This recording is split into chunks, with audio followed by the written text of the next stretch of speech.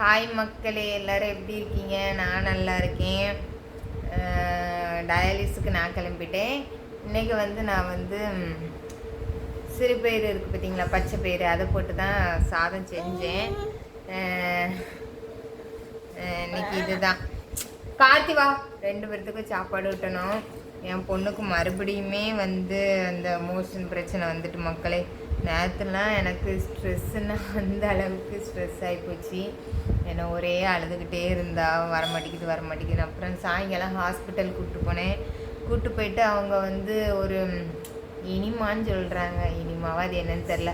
ஒன்று back side வச்சு விட்டாங்க.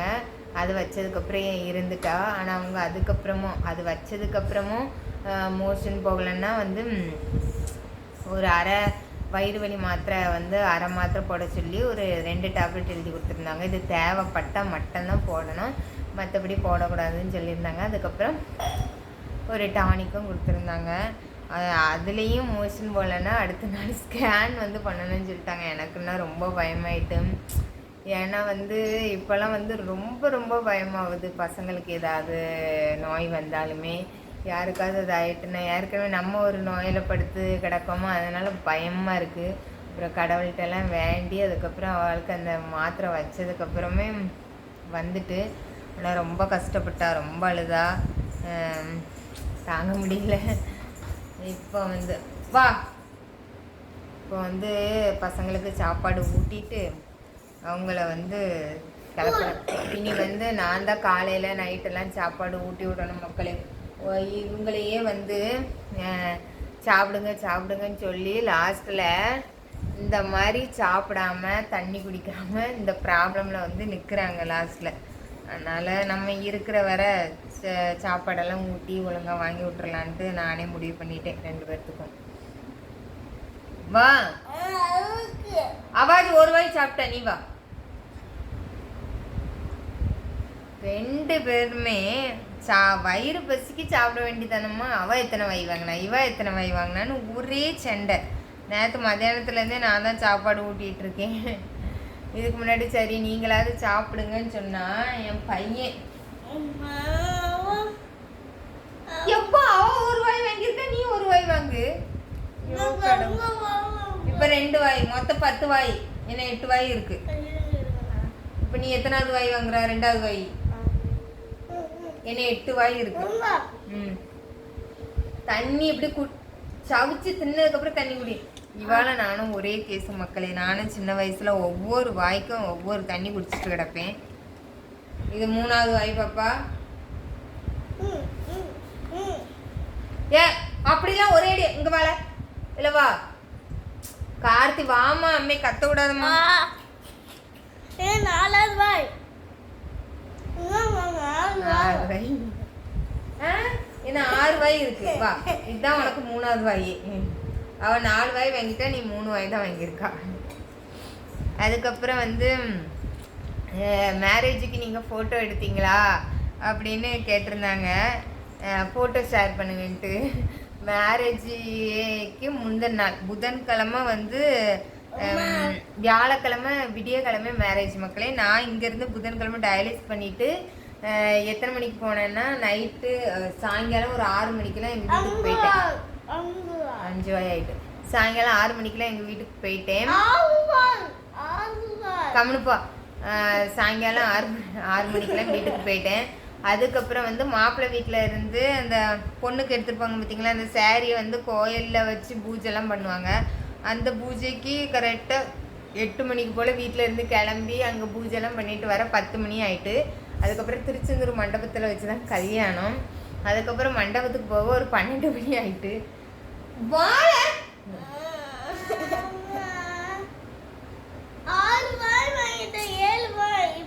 5 தான் வாங்கியிருக்கா.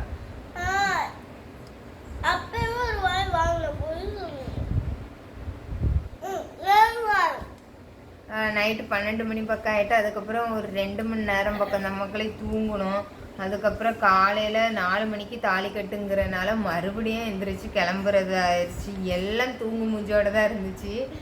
நான் என் தங்கச்சிலாம் ஃபோட்டோ எடுத்தேன். எனக்கு சின்ன வயசுலேருந்தே ஒரு இது நம்ம எல்லா ஃபோட்டோவிலையும் அசிங்கமாக தான் இருப்போம். எந்த குரூப் ஃபோட்டோவுக்குமே நான் போக மாட்டேன் பார்த்துக்கோங்க அவ்வளோ சீக்கிரத்தில். ஏன்னா வந்து அசிங்கமாக இருக்கும்னு அந்த தாட்டு வந்து சின்ன வயசுல எல்லோரும் கேலி கிண்டல் பண்ணி அது அப்படியே மனசில் பதிஞ்சனால நான் ஃபோட்டோ எடுக்கிறதுக்கு அவ்வளோ இப்போ வீடியோவில் வர்றது வந்து நிறைய அக்கா மாதிரி எனக்கு பூஸ்டப் பண்ணனால நான் வந்து தெம்பாக வர்றேன். அவ்வளோதான் இருக்குது, சாப்பிடவே மாட்டேங்குது. தெம்பாக வர்றேன். ஆனால் வந்து அந்த கில்ட்டு ஃபீலாக இது என்னோட நான் வந்து என்னையே நானே வந்து அப்படி குறைச்சி மதிப்பிடுறேன்னா என்னன்னு எனக்கே தெரில மக்களே. ஆனால் எந்த ஃபோட்டோவிலையும் போனால் நம்ம அசிங்கமாக நின்றுவோமோ, அதனால் ஃபோட்டோவே எடுக்க மாட்டேன். ஆனால் என் தங்கச்சிலாம் வா எடுப்போன்னா எல்லாம் தூக்கத்தில் இருந்துச்சு. காலையில் பட்டுப்பாவடை அவனுக்கு போட்டுக்கிட்டுன்னு போட்டு எல்லாம் கிளப்பி விட்டு மண்டபத்துக்கு போய் அப்படி தூங்கிட்டாங்க. எனக்கு வயிறு பசி காலையில் 5 மணிக்கே வயிறு பசிக்க ஆரம்பிச்சிருச்சு. நானும் மண்டபத்தில் சாப்பாடு 4 மணிக்கு 4-5 மணிக்கு தாலி கட்டிட்டாங்களே, சாப்பாடு போடுவோம்ன்ட்டு நின்னா லாஸ்ட்டில் சாப்பாடு போடுற இடத்துல அந்த மண்டபத்தில் பழைய காலத்து இந்த ஸ்லாப் மாதிரி தான் வச்சுருந்தாங்க சாப்பிட்றதுக்கும் இதுக்கும். அதில் திண்டு மாதிரி கட்டி போட்டிருந்தாங்களா, அங்கே போய் படுத்துட்டேன் மக்களுக்கு. மொத்தத்தில் ஃபோட்டோவே எடுக்கலை. ஆனால் பொண்ணு மாப்பிள்ளை கூட சேர்ந்து என் ஃபேமிலி ஃபோட்டோ, அப்புறம் என் தங்கச்சி எல்லோரும் சேர்ந்து ஃபேமிலி ஃபோட்டோ, அப்புறம் வந்து எனக்கு எங்கள் சித்தப்பா பிள்ளைங்க எல்லாருமே இருப்பாங்க பார்த்தீங்களா, அக்கா தங்கச்சி, அப்படி எல்லாம் ஃபேமிலி ஃபோட்டோலாம் எடுத்திருக்கு. அது வந்து என் அத்தை பிள்ளைகிட்ட அவள் வந்து எப்போதுமே எல்லா ஃபங்க்ஷனுக்கும் அனுப்பிடுவா. அதே மாதிரி அனுப்பினோன்னு நான் உங்களுக்கு ஷேர் பண்ணுறேன். நான் சாரீ தான் கட்டியிருந்தேன், அதாவது எங்கள் தம்பி வீட்டிலேருந்து எடுத்து கொடுத்த சாரீ தான் கட்டியிருந்தேன், பர்பிள் கலர். அதான் எல்லாமே மண்டபத்தில் தூங்கி கரெக்டாக கல்யாணம் முடியவும் சாப்பிட்றதுக்கு இதுக்கு போனால் அங்கே சாப்பாடு ரெடியே இல்லை. 8 மணிக்கு தான் போட்டாங்க. என்ன இவங்க எல்லாருமே திருச்செந்தூர் கோயிலுக்கு சாமி கும்பிட்றதுக்குன்னு போயிட்டாங்க பார்த்துக்கோங்க. என்னால் வந்து ஆல்ரெடி தலை சுத்தா, அங்கே கூட்டம் வேறு திருச்செந்தூர்லன்னு சொன்னாங்களா. அதுக்கப்புறம் நான் இங்கேயே பந்தியில் சாப்பிட்டதுக்கப்புறம் தான் எங்கிட்டனாலும் வருவேன்னு அங்கே கீழே சாப்பாடு போடுற இடத்துலையே போய் அந்த சேலையெல்லாம் கட்டிட்டு அங்கிட்ட போய் படுத்துட்டேன் மக்களே. தூக்கம் ஒரு சைடு, டயர்டாக, ஏன்னா வண்டியில் ட்ராவல் பண்ணி போனது. இதில் எங்கிட்ட நான் ஃபோட்டோ எடுக்கேன். அங்கிட்ட போய் படுத்து இது கரெக்டாக சாப்பாடு போடும்போது 2 இட்லி ஒரு பூரிக்காண்டி நான் ஒரு 2 மணி நேரம் வெயிட் பண்ணியிருக்கேன். அப்படி சாப்பிட்டுட்டு அதுக்கப்புறம் உடனே ட்ரெஸ் எல்லாம் சேஞ்ச் பண்ணி நைட்டி கொண்டு போயிருந்தேன். நைட்டியை மாற்றிட்டு அப்படி காரில் வீட்டுக்கு வந்துட்டோம். இதுதான் நடந்துச்சு. அதனால் ஃபோட்டோ வந்து அந்த ஆல்பம் எடுத்துருப்பாங்க பார்த்தீங்களா, அவங்கக்கிட்ட இருக்கும். நான் அதை வந்தோடனே ஷேர் பண்ணுறேன். வா இப்போ கார்த்தி நீ வாங்கவே இல்லை, வா என் செல்ல பையன்ல வாம்மா. என்ன ஒரு வாய் வாங்கணும். சாப்பாடு ஊட்டுறதுக்குள்ள நம்மளுக்கே டயர்டாயிருது. எந்திரி பாப்பா.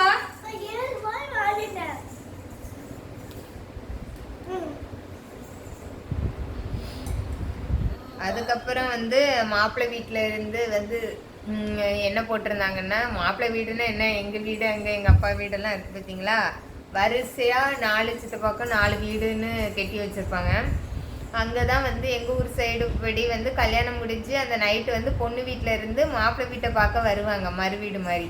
அப்போ வந்து பொண்ணு வீட்டுக்காரங்களுக்கு வந்து மட்டன் சிக்கன்னு சமைச்சு போடுவாங்க. அதே மாதிரி எங்கள் பொண்ணு வீடும் மாப்பிள்ளை வீடும் ஒன்று தானே வச்சுக்கோங்களேன், ஏன்னா அத்தை பிள்ளை தானே. அதுக்கப்புறம் வந்து கிடா வெட்டினாங்க, 2 ஆடு வெட்டினாங்க. அதில் வந்து எனக்குன்னா அதில் ஐயோ சூரட்டி வாங்கிடலாம் நம்ம அப்படின்ட்டு ஃபஸ்ட்டு போய் கேட்டுட்டேன்.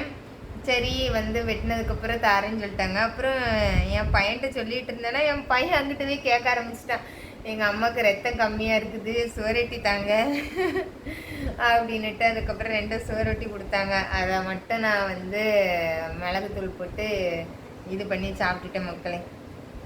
அந்த கிடாவில் உள்ள 2 சுவரொட்டியை நான் அன்றைக்கி வாங்கிட்டேன். அப்புறம் நைட்டுக்கு மட்டன் பிரியாணி, சிக்கன் குழம்பு, சிக்கன் 65 எல்லாம் போட்டாங்க. நம்ம தான் வந்து ஹாஸ்பிட்டலுக்கு 2 நாள் டயாலிஸ் தள்ளி போயிட்டேன்ட்டு பயத்தில் இருப்போமே, நம்மளால் சாப்பிட முடியாது. அதனால் ரசமும் சோறும் மட்டும் சாப்பிட்டுட்டு எப்படியோ கிளம்பி வந்தாச்சு. அடுத்த நாள் எங்கள் குலதெய்வ கோயில் அப்படி இப்படின்னு எல்லா கோயிலையும் போய் சாமி கும்பிட்டுட்டு வந்துட்டேன். அதெல்லாம் வீடியோ எடுத்து வச்சுருக்கேன், ஒவ்வொன்றா சென்ட் பண்ணுறேன் மக்களே. ஆனால் வந்து ஃபோட்டோ எடுக்காததுக்கு காரணம் வந்து நான் காலேஜ் படிக்கும் போதே எல்லோரும் குரூப் ஃபோட்டோலாம் எடுத்தாங்க. காலேஜ் முடியும் போது அந்த ஃபோட்டோவில் கூட நான் இருக்க மாட்டேன். உடனே காலேஜ் முடிஞ்சுட்டு எல்லோரும் பேசி அனுப்புவாங்க பார்த்தீங்களா, உடனே பஸ் ஏறி வீட்டுக்கு வந்துட்டேன். எல்லாருமே ஜாலியாக குரூப் ஃபோட்டோலாம் எடுத்திருக்காங்க. அந்த ஃபோட்டோவிலலாம் நான் இருக்க மாட்டேன்.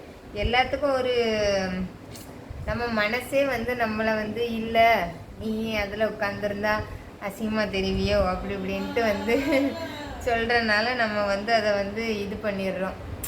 சரி அவங்களாவது நல்லா அழகாக இருக்கட்டும் அப்படின்ட்டு வந்துடுறேன். ஏன்னா அந்த சின்ன வயசுலேருந்து அந்த கில்ட் ஃபீலு என் மனசுக்குள்ளே இருக்குது. அதை வந்து அதுலேருந்து வெளியே வரணும்னு நினைக்கிறேன். என்னோட ஃபஸ்ட்டு ஸ்டெப்னால் நான் அந்த யூடியூப்பில் வந்திருக்கேன்.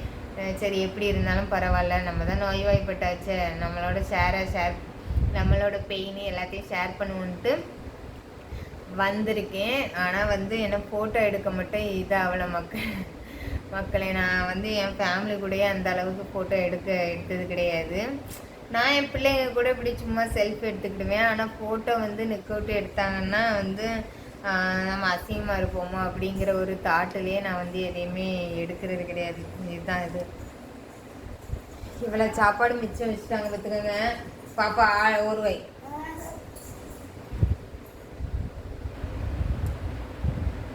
அதனால் ஃபோட்டோ வந்து கண்டிப்பாக என் அத்தை பிள்ளை ஷேர் பண்ணுவாள். ஷேர் பண்ணோன்னே நான் வந்து எங்கள் ஃபேமிலி ஃபோட்டோ எல்லா ஃபோட்டோவுமே ஷேர் பண்ணுறேன் மக்களே. சாரியில் எடுத்தது எல்லாமே. பிகாஸ் நான் ஃபோனில் எதுவுமே எடுக்கலை. என் பிள்ளைகள் வேலை ஃபோட்டோ எடுத்தேன், இருந்தாலுமே எல்லாம் தூங்குமிச்சு மாதிரி தூங்கிட்டே கிடந்துச்சு. அதனால் நானும் போய் அங்கே பந்தி போடுற இடத்துல போய் படுக்க போயிட்டேன்னா அதனால் வந்து எடுக்கலை. என் பையெல்லாம் வந்து பார்த்துக்கங்க ஃபுல்லாவுமே மண்ணில் விளையாட்டு. இவளுக்கும் மண்ணில் விளையாட்டு, என் பையனுக்கும் ஃபுல்லாக மண்ணில் விளையாட்டு.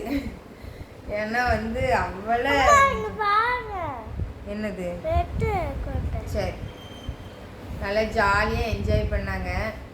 இனி வந்து நான் போகிறதாலாம் இல்லை மக்களே. ஏன்னா வந்து நம்மளுக்கு லீவு வந்து கிடைக்க மாட்டேங்குது. நம்மளுக்கு வந்து ஒரு நாள் லீவ் கேட்டு போனாலுமே ஷிஃப்ட்டு கொஞ்சம் சேஞ்ச் ஆகிட்டுன்னு வச்சுக்கோங்களேன். நம்மளை நைட்டு ஷிஃப்ட்டுக்கு போட்டுடுறாங்களா, நைட்டு போய் எவனால் டைவர்ஸ் பண்ண முடியும்? அதெல்லாம் வேலை செஞ்சுட்டு அங்கிட்டு போகிறவே பண்ணுவாங்க. நம்மளால் பண்ண முடியல. அதனால் இனி யாருக்கிட்டேயும் லீவ்லாம் கேட்க போகிறது கிடையாது. ஃபங்க்ஷனே இனி ஃபங்க்ஷன் எப்போ வரான்னு தெரியல. அப்படி வந்தாலும் அம்மெல்லாம் இனி லீவ் போட மாட்டேன். இனி கிட்னி வச்சதுக்கப்புறம் கிட்னி என்னைக்கு கிடைக்க போகுது அது வேறு விஷயம். ஆனால் வந்து இனி வந்து எங்கிட்டுமே போகக்கூடாதுன்னு முடிவு பண்ணிட்டு ரொம்ப அலைச்சல் பார்த்துக்கோங்க. பிள்ளைங்க ஒரு சைடு சண்டை, அதுவும் ட்ராவல் அப்போ எல்லாமே வாந்தி கேஸு. இவா வாந்தி எடுத்தா, நான் வாந்தி வாந்தி எடுத்தா சொல்கிறேன். ஒருத்தர் வாந்தி எடுத்தாலுமே அதை எடுக்கிறத பார்த்து ஃபுல்லாவுமே வாந்தி பண்ணுற கேஸு. என் ஹஸ்பண்ட் மட்டும்தான் வாந்தி பண்ணாங்க. லூசு நீ இப்போ போகும்போது வாந்தி எடுக்கலை மக்களே. ஏன்னா வந்து வாந்தி டேப்லெட்லாம் கொடுத்துருந்து நீ சாப்பிடலையா? அப்போ யார் சாப்பிட்டா? சித்தி தான் சாப்பிட்டாளா? தெரியல யார் சாப்பிட்டான்னு. இவ வாந்தி எடுக்கலையா புதுசாக சொல்கிறா. ஒரு காலத்தில் நாங்கள் 3 பேருமே ரொம்ப வாந்தி எடுத்துட்டு எங்கள் தங்கச்சி பையன் அநியாயத்துக்கு வாந்தி எடுத்தால் பார்த்துக்கோங்க. பாவமாக இருந்துச்சு. அதனால் ட்ராவல்லாம் இனி வந்து பண்ணக்கூடாது. ஆமாம், அவன் எப்போதுமே ரெட்டார்குளம் போகிற ஆசையில் தான் இருக்கான். சரி மக்களே, பாய். நானும் கிளம்புறேன்.